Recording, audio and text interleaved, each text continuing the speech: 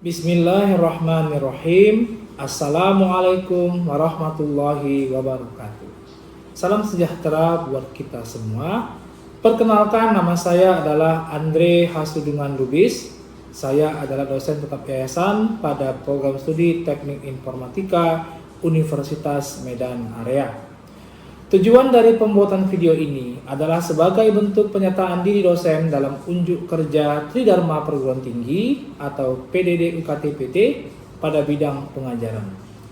Dalam kesempatan kali ini, saya akan memaparkan tentang mata kuliah yang saya ampu, yaitu Pengantar Teknologi Informasi atau biasa disebut dengan PTI. Mata kuliah PTI merupakan mata kuliah wajib prodi yang terdiri dari 2 SKS dan berada pada semester 1. Mata kuliah PTI membahas tentang dasar teknologi informasi, organisasi dan arsitektur komputer, sistem dasar komputer, perangkat lunak atau software, pemrograman, penggunaan bahasa pemrograman, database, multimedia, virtual reality atau VR, jaringan komputer dan internet, kecerdasan buatan, serta aplikasi mobile dan robotik. Mata kuliah ini memiliki capaian pembelajaran lulusan atau CPL sebanyak 6. Kemudian dari CPL tersebut dapat menurunkan capaian pembelajaran mata kuliah atau CPMK sebanyak 12. Di mana dari sejumlah CPMK tersebut kemudian akan dibagi menjadi 14 kali pertemuan tatap muka pembelajaran dan tidak termasuk untuk ujian tengah semester atau UTS dan juga ujian akhir semester atau UAS. Adapun dari ke-6 CPL pada mata kuliah ini dimulai dengan yang pertama adalah taat hukum dan disiplin dalam kehidupan bermasyarakat dan bernegara. Kemudian yang kedua adalah menunjukkan sikap bertanggung jawab atas pekerjaan di bidang keahliannya secara mandiri. Ketiga, mahasiswa diharapkan untuk mampu mengkaji implikasi pengembangan atau implementasi ilmu pengetahuan teknologi yang memperhatikan dan menerapkan nilai humaniora sesuai dengan keahliannya berdasarkan kaidah, tata cara, dan etika ilmiah dalam rangka menghasilkan solusi, gagasan, desain, atau kritik seni. Selanjutnya yang keempat adalah mampu menerapkan metode dan teknologi terkini untuk mendesain dan melaksanakan eksperimen pada bidang komputasi, baik di laboratorium maupun di lapangan dan menganalisis hasilnya. CPL pada mata kuliah ini yang kelima adalah mampu menggunakan teknologi terkini dan menganalisis dampak komputasi terhadap individu, organisasi, dan masyarakat. Dan CPL yang terakhir adalah mampu menguasai konsep teoritis di bidang informatika, khususnya di bidang teori komputasi, jaringan komputer, teknologi web, teknologi mobile, sistem informasi, dan basis data. Kemudian CPMK pada mata kuliah ini yaitu yang pertama, mahasiswa mampu menjelaskan konsep teknologi informasi dan komputer. Yang kedua yaitu mahasiswa mampu membedakan dan menjelaskan antara organisasi komputer dan arsitektur komputer. Yang ketiga, mahasiswa mampu menjelaskan peranan perangkat lunak atau software teknologi komputer. Berikutnya yaitu mahasiswa mampu menjelaskan konsep sistem dasar komputer dan sistem bilangan. CPMK berikutnya yaitu diharapkan mahasiswa mampu menjelaskan pentingnya database dalam teknologi informasi, dan berikutnya yaitu mahasiswa mampu menjelaskan pentingnya multimedia dalam teknologi informasi. CPMK berikutnya adalah mahasiswa mampu menjelaskan pentingnya jaringan komputer, internet, serta Undang-Undang ITE terhadap perkembangan teknologi komunikasi dan komputer. Lalu CPMK berikutnya, mahasiswa diharapkan mampu menjelaskan pentingnya pemrograman dalam teknologi informasi dan mengimplementasikan penggunaan bahasa pemrograman.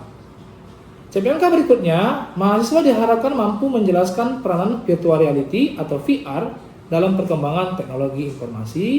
Dilanjutkan dengan mahasiswa mampu menjelaskan pentingnya kecerdasan buatan terhadap perkembangan teknologi informasi. Lalu berikutnya, mahasiswa diharapkan mampu menjelaskan konsep dan perkembangan aplikasi mobile. Dan yang terakhir, CPMK terakhir adalah mahasiswa diharapkan mampu menjelaskan sistem kerja teknologi IoT atau Internet of Things. Dalam mengajar, saya harus menerapkan metode pembelajaran yang inovatif dan interaktif untuk memastikan pemahaman yang mendalam dan keterlibatan aktif dari mahasiswa. Sehingga saya mengadopsi strategi pembelajaran yang saya sebut sebagai DIA atau Delivery, Interaction, and Assessment. Melalui metode DIA, saya berusaha memastikan bahwa setiap mahasiswa terlibat aktif dalam proses pembelajaran, mendapatkan umpan balik yang konstruktif, dan mampu menerapkan pengetahuan mereka dalam situasi dunia nyata. Yang pertama adalah delivery. Delivery di sini bermakna bahwa dalam menyampaikan materi pembelajaran, saya menerapkan strategi Student Centered Learning atau SCL yang berfokus pada keterlibatan aktif mahasiswa dalam proses belajar. SCL memungkinkan mahasiswa menjadi peserta aktif dalam memperoleh pengetahuan, mengembangkan keterampilan, dan memecahkan masalah.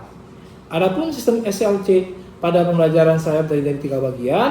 Bagian yang pertama adalah pembelajaran interaktif, yaitu dosen memaparkan materi di dalam kelas dan menyisipkan pertanyaan kepada mahasiswa, serta meminta pendapat mahasiswa. Lalu yang kedua, pada sistem SCL saya, yang kedua adalah membentuk small group discussion atau yang dikenal dengan istilah diskusi mini. Dengan metode ini, metode pembelajaran betul-betul melibatkan antar kelompok mahasiswa dengan dosen untuk menganalisis, menggali, dan memperdebatkan topik-topik tertentu yang terkait dengan perkembangan teknologi informasi. Kemudian, sistem SCL saya yang ketiga adalah self-directed learning, di mana metode ini berbentuk pemberian tugas belajar kepada siswa, seperti tugas membaca, kemudian membuat ringkasan. Kemudian berikutnya pada metode interaction, saya melakukan interaksi 2 arah. Mahasiswa dapat berinteraksi dengan saya pada proses pembelajaran melalui diskusi tanya jawab di dalam kelas. Jika tidak ada pertanyaan, maka saya memberikan pertanyaan kepada mahasiswa. Interaksi yang saya lakukan tidak hanya di dalam kelas, namun saya lakukan di luar kelas, dan saya memperbolehkan mereka untuk berdiskusi dengan saya melalui grup WhatsApp yang telah saya buat sebelumnya. Itulah model aspek interaction yang saya terapkan dalam pembelajaran saya. Selanjutnya kita akan masuk ke aspek assessment, di mana aspek ini merupakan suatu proses penilaian untuk mengukur kemampuan mahasiswa secara objektif dalam menerima materi pembelajaran. Indikator penilaian yang saya gunakan sesuai dengan yang telah dibuat oleh universitas dari Lembaga Penjaminan Mutu atau LPM. Penilaian yang diberikan sesuai dengan porsi yang dibobotkan, yakni partisipasi sebesar 10%, tugas sebesar 50%, UTS sebesar 15%, dan UAS sebesar 25%. Hasil asesmen yang saya lakukan dengan harapan mahasiswa dapat mengetahui proses penilaian yang saya lakukan secara transparan dan objektif. Sebagai penutup, itulah tadi aspek yang saya terapkan dalam proses pembelajaran dalam mata kuliah yang saya lakukan, yang terdiri dari aspek delivery atau D, interaction atau I, dan assessment atau A. Berikutnya, saya akan menampilkan proses pembelajaran yang saya lakukan di kelas. Selamat menyaksikan dan terima kasih. Assalamualaikum warahmatullahi wabarakatuh. Assalamualaikum warahmatullahi wabarakatuh. Selamat siang semuanya. Salam sejahtera bagi kita semua. Kita kembali lagi pada mata kuliah kita, yaitu pengantar teknologi informasi. Nah, seperti biasanya ya, sebelum kita memulai pelajaran, mari kita buka dengan berdoa terlebih dahulu. Berdoa, kita mulai.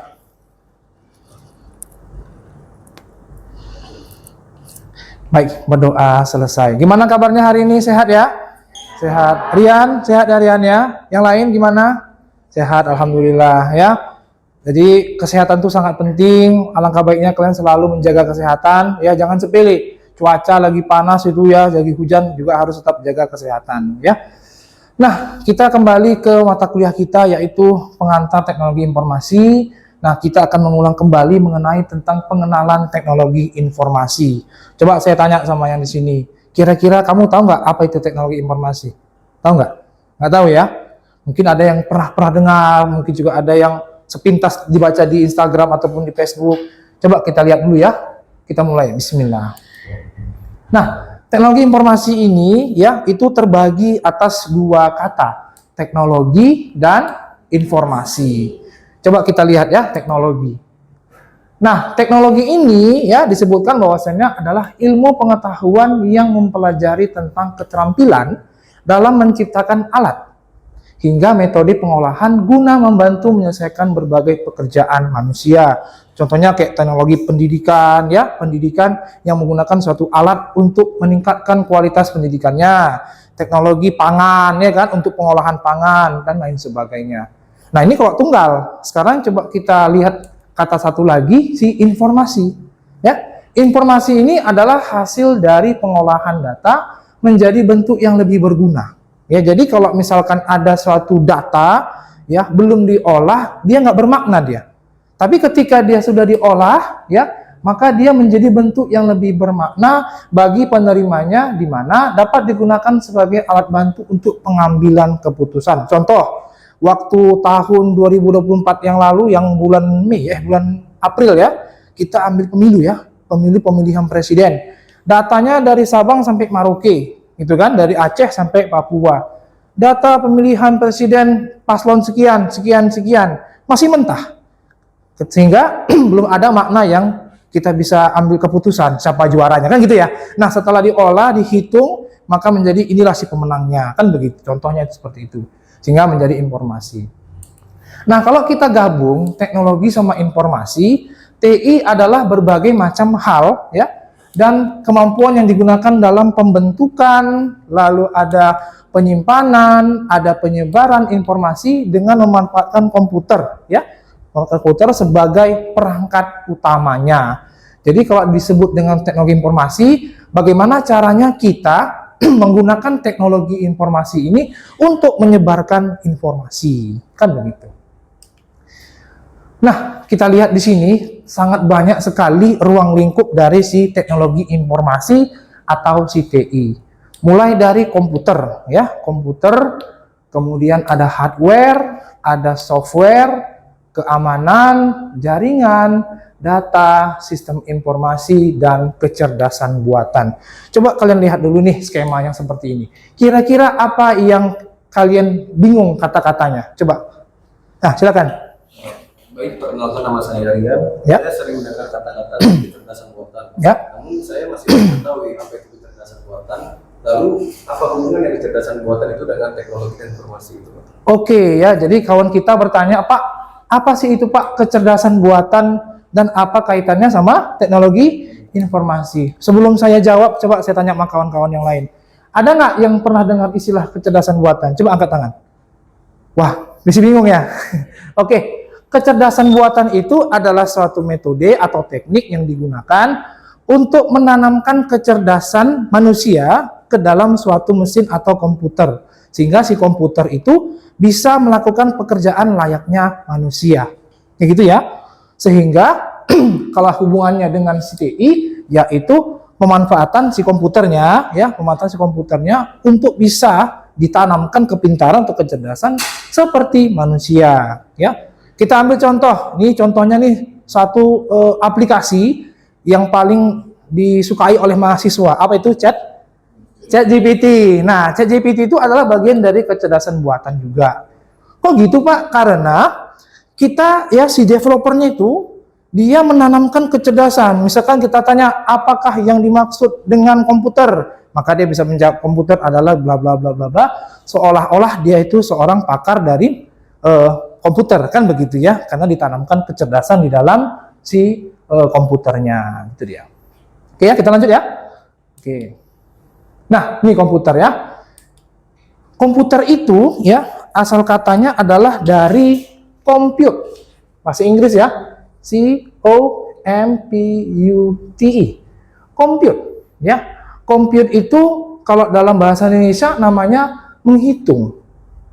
Ya, menghitung. Tapi sebenarnya menghitung ini kan juga ada arti yang lain.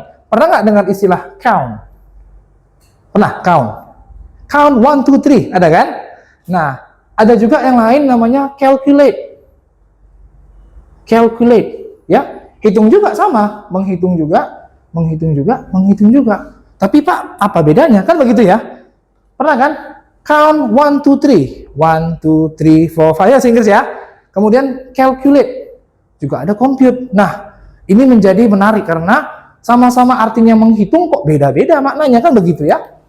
Coba kita tengok dulu arti dari si komputer. Nah, definisinya adalah a programmable machine, artinya mesin yang terprogram that allows to store all sorts of information, ya, yang bisa digunakan untuk menyimpan berbagai jenis informasi, and then process information or data, ya, kemudian dia bisa mengolah si data tadi, then carry out action with the information, dan bisa melakukan satu tindakan daripada informasi tersebut, such as calculating numbers or organizing words, ya, yaitu bisa seperti menghitung angka ataupun organizing word. Pak, tadi Bapak bilang ini ada 3. Bedanya apa, Pak? Oke, kalau count, ya, itu misalnya gini. Hitunglah berapa orang yang pakai jilbab. Coba hitung berapa? 1, 2, 3. Itu namanya count. Hitung ya, sama ya. Calculate. Hitunglah 2 tambah 5. Berapa? 2 tambah 5. 7. Itu pakai ini nih.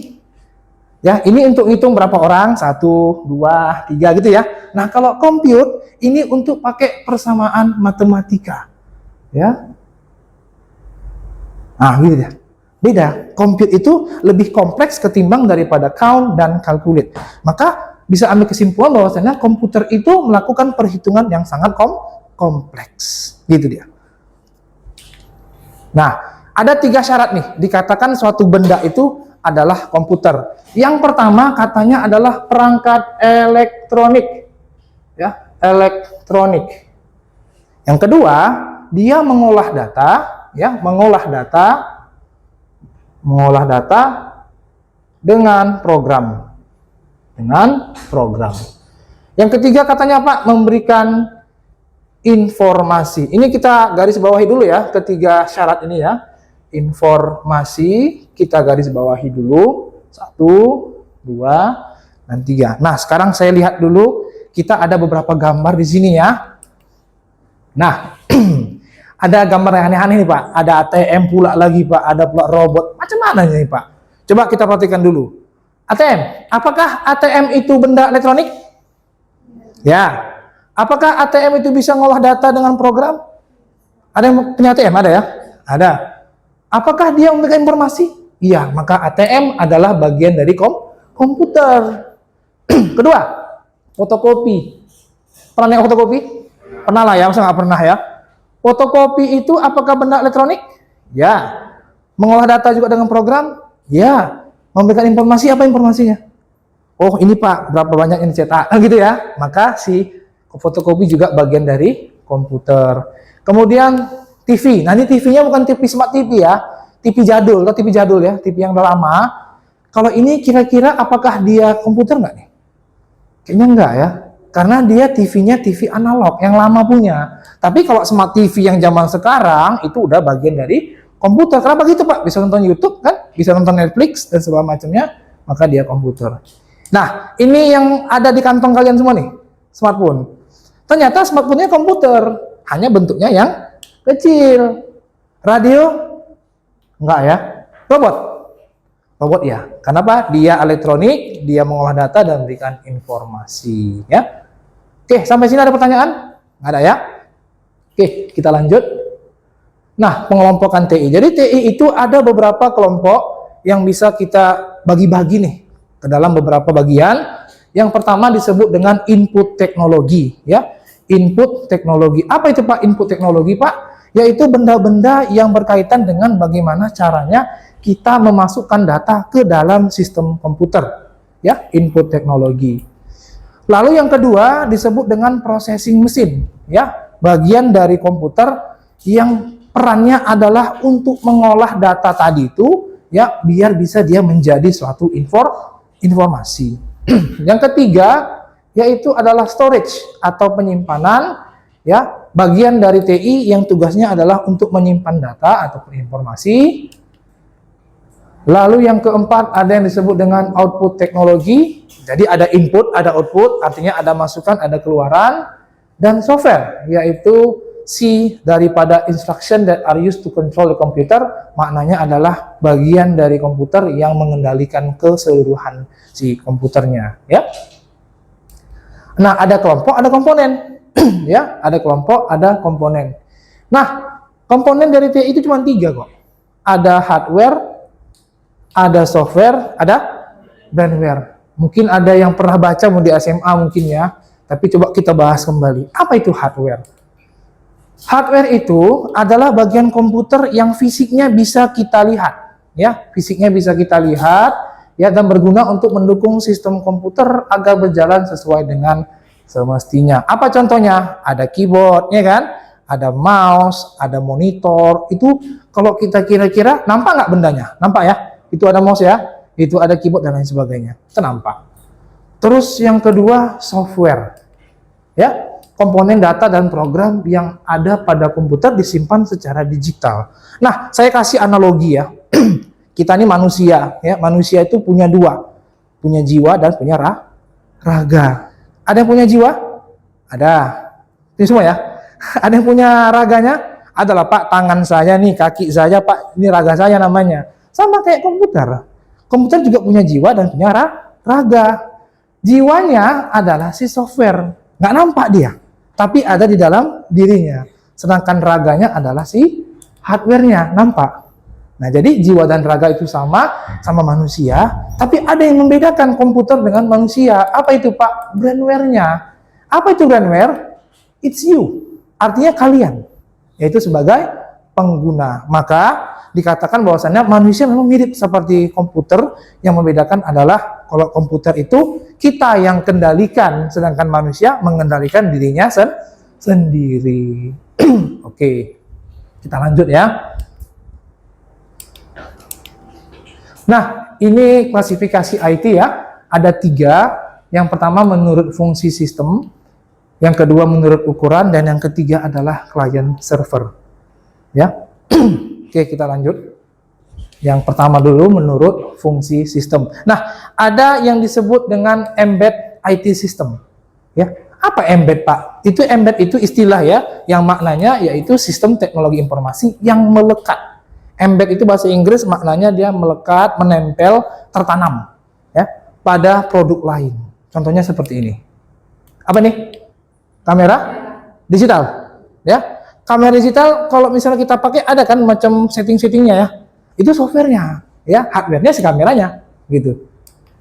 Dan ini printer, ya. Ini video player, ini GPS, ya.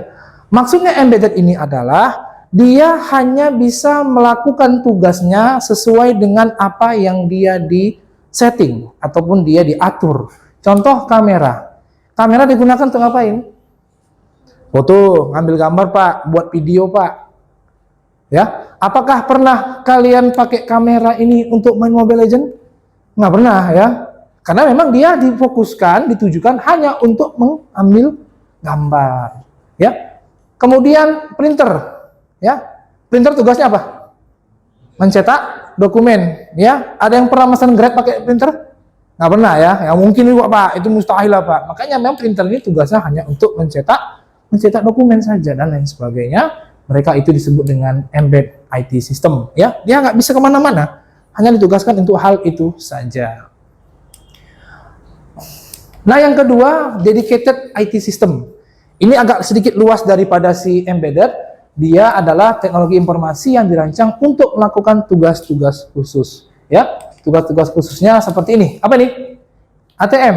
Ya, ATM ini adalah suatu benda IT yang tugasnya berhubungan dengan perbankan. Apa itu Pak? Ngambil uang, transfer uang, apa lagi? Periksa saldo, bayar BPJS, semuanya berhubungan dengan perbankan. Kan begitu ya. Jadi tidak ada yang bisa dilakukan selain urusan perbankan, gitu ya. Kemudian yang ketiga adalah si general purpose IT system, ya. Jadi kalau general purpose IT system itu adalah bagian dari teknologi informasi yang dia bisa digunakan untuk berbagai tujuan. Apa itu Pak? Nih yang di kantong kalian nih, handphone. Handphone bisa untuk dengar lagu? Bisa. Handphone bisa untuk ngerjain tugas? Bisa Pak. Handphone bisa untuk kamera? Bisa. Maka handphone itu bagian dari general purpose IT system. Apalagi contohnya Pak? Nih, laptop. Ya, laptop Bapak. Laptop Bapak bisa digunakan untuk ngetik? Bisa Pak. Bisa untuk browsing internet? Bisa. Maka itu adalah bagian dari general purpose IT system. Ya, media yang menurut fungsi sistemnya. Nah, sampai sini silakan ada yang ingin bertanya? Nggak ada ya. Sekarang coba saya yang bertanya sama kalian. Nah, kira-kira kalian nih, ya, kira-kira kalian, apakah website, ya, seperti misalnya kayak website Facebook, YouTube, bagian daripada IT? Coba kamu. Kira-kira, iya atau tidak? Iya. Alasannya? Karena memberikan informasi. Coba kamu, kira-kira seperti Facebook, Instagram, bagian dari IT nggak? Alasannya selain tadi apa? Gampang diakses. Gampang diakses dan bisa diakses di mana saja, ya. Benar ya? Karena memang itu adalah bagian dari teknologi informasi, tapi ada satu yang kalian lupa, yaitu menggunakan jaringan internet, ya, jaringan internet, yaitu menghubungkan antara satu komputer ke komputer lain. Ini saya ibaratkan saja ya. Satu komputer ke komputer lain. Nah, di sini komputer A katanya, ini komputer B, ya, sehingga disebut sebagai jaringan, ya, jaringan komputer. Nah, tetap kenapa dikatakan sebagai IT? Karena dia adalah hubungannya penggunaan si komputer itu sendiri. Yuk berikutnya kita lanjut ya. Menurut ukuran, nah ada yang disebut dengan superkomputer, ya, superkomputer. Namanya kok keren kali ya Pak, superkomputer. Coba kita lihat, komputer yang memiliki kemampuan pemrosesan yang sangat tinggi. Bentuknya seperti ini. Nah, ya, ini komputernya sangat mahal, ya. Juga memiliki kecepatan pemrosesan yang sangat tinggi dan jarang dimiliki oleh personal. Ya, karena yang memiliki biasanya adalah pakai perusahaan besar, ya, perusahaan terkenal. Ini namanya superkomputer. Kemudian ada yang disebut dengan mainframe komputer. Nah, ini adiknya sedikit, memang dia kencang kemampuannya, tapi nggak sehebat si superkomputer tadi. Lalu yang ketiga, ya, mikrokomputer atau disebut dengan PC, ya. Nah, ini sini nengok ya, di kantor ada, namanya itu desktop PC. Ya, jadi kalau disebut PC itu singkatan dari personal computer, artinya penggunaan komputer untuk tujuan yang umum. Ya, perkuliahan kita hari ini. Nah, kesimpulan daripada perkuliahan kita hari ini, teknologi informasi itu adalah bagian dari kehidupan manusia yang sangat penting karena banyak sekali dampaknya untuk kehidupan zaman sekarang, ya. Sehingga kita sangat memerlukannya dan kita harus tahu bagaimana pemanfaatannya untuk kehidupan kita sehari-hari, Pak. Kemudian yang kedua, kalau kira-kira minggu depan ya, saya akan kasih tugas, kalian mau ya? Mau ya? Nah, mau. Tugasnya adalah nanti kalian akan buat suatu rangkuman jurnal tentang pemanfaatan teknologi informasi, ya. Oke, kayaknya udah siap saja perkuliahan kita hari ini. Nah, untuk menutup perkuliahan, mari kita berdoa. Berdoa dimulai. Baik, berdoa selesai. Oke, semuanya saya ucapkan terima kasih. Semoga sehat selalu, ya. Jangan lupa nanti tugasnya akan saya berikan di grup WA ya. Jangan lupa. Dan hati-hati di jalan, jaga kesehatan. Assalamualaikum, selamat siang.